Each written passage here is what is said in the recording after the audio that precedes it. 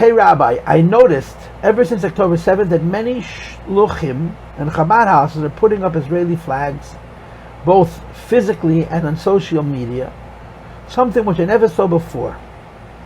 I am wondering what is Chabad and the Rebbe's position on this matter, about having an Israeli flag displayed as a support for Israel in your Chabad house or on your website and so forth. Is this something that has changed in recent history or not?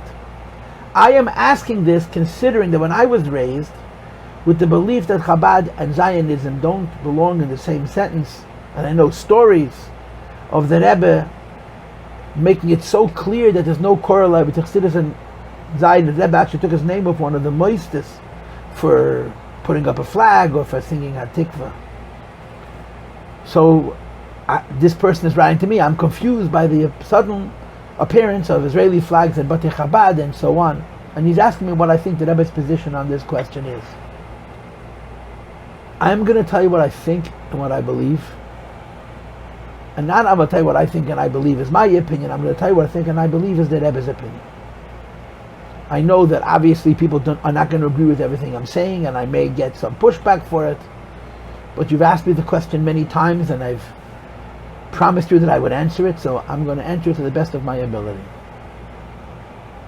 The Lubavitcher Rebbeim, going back to the Rebbe Rashab, had a philosophy, had a position about all things Jewish that they have held on to, that they have sustained and retained at incredible personal cost. Meaning, the positions that the Rebbeim took to many people for much of the last century have made us look like we chose the wrong side.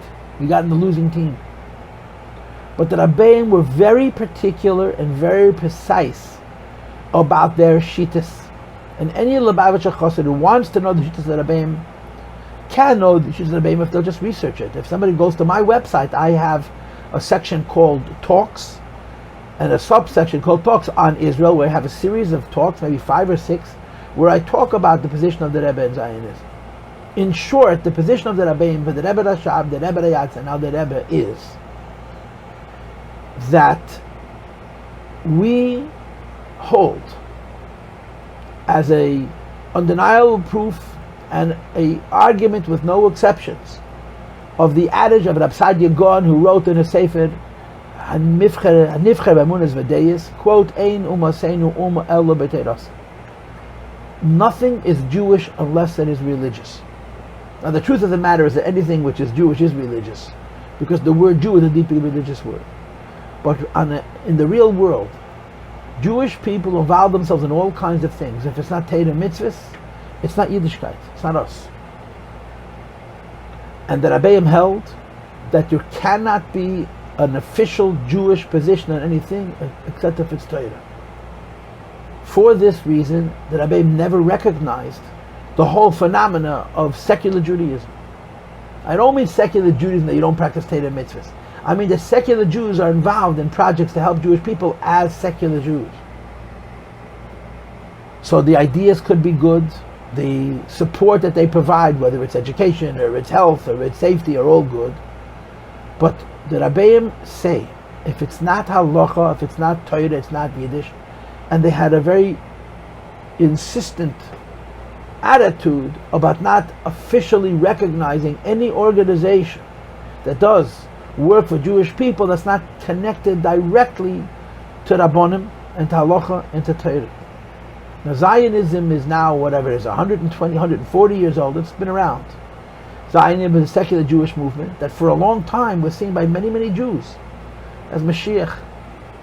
And the crazy people who didn't believe and accept the ideas of Zionism were seen as getting on the wrong side. Well, today, Zionists don't believe in Zionism. Zionists are a little bit ashamed, or more than a little bit ashamed, of the Zionistic ideals, because it's a nationalistic philosophy, and nationalism went out of vogue by the Nazis. In other words, nationalism became uncool before Israel was born as a state in 1948, because the Nazis were nationalists, so nationalism was seen as a bad thing. So before Israel was born, the very ideals on which the state and the movement of Zionism was established became not so kosher in the secular mind. And today it's alachas kama v'kama. So the Rebbeim had a very, very deep belief that you have to be principled when it comes to what is considered ours and what is not considered ours. To support Eretz Yisrael, absolutely. To help Yidden, absolutely. To appreciate the value that Eretz Yisrael brings to the Jewish people, absolutely. But the culture and the form that's associated with the secular movement of Jews, that Rebbeim, on principle, rejected. They rejected it. They said they wanted no part of it. So they'll do everything to help Israel. They'll celebrate Israel in every way, except when it comes to the form. Because the form is a lie. The support is Torah. The support is true.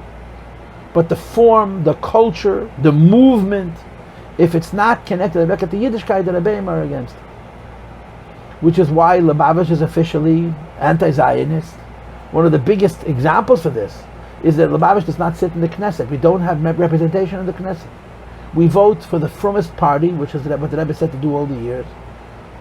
But we don't have representation in the Knesset, which is really very difficult, because if you have a representation, you have no power, you have access to the resources, to the support that the state provides. This is the position that the Rebbe took, based on this idea that since Zionism is not a Torah-based ideology, we don't sit in the government. We vote, we must vote, but you don't sit in the government. And of course, a consequence of that was this religious negating of the flag, and of Hatikva, and of Yom HaAtzmaut, etc. And Israel has been, Lubavitch, has been condemned and criticized for this for all these years. In the last few years, that Israel, Yidden have been through such nisyonis. And a lot of people feel that the flag has become more a symbol of Jewish solidarity than a symbol of Zionism. Which is why many shluchim permit themselves, or some shluchim, I don't think it's many shluchim, permit themselves to put up a flag. They're not putting up a flag as Zionist, not putting a flag as Yisrael. They're putting up a flag because it's the most universal symbol of Jewish people. But I believe that the Rebbe would not approve, and not approve quite vehemently. Because even though the flag no longer means what it used to mean, the Hatikva that people had 100 years ago, and even 50 years ago, that Hatikva has evolved. And in today's Eretz Yisrael, you could almost say that the Hatikva is for Shmiras Shabbos and Achilas Kosher, and Shmiras Hatara, and Anochas Tefillin, and above all else, for giving Jewish children a Jewish education. But that movement, with its symbols, the Zionist movement, and the flag, and the Hatikva, and the holidays that they're in, are Jewish but not religious. And to the Rebbeim, if something is Jewish not religious, it's not Jewish. And it's outside of our paradigm. So I understand why people are using the flag. I don't think there's a way to justify it if you're asking yourself what the Rebbe holds. I don't think the Rebbe changed his mind because the circumstances are different, although they're very different. But they're not so different that that philosophy and that form is gone. It's still here. Maybe it's weak, maybe it's going away, but it's still here.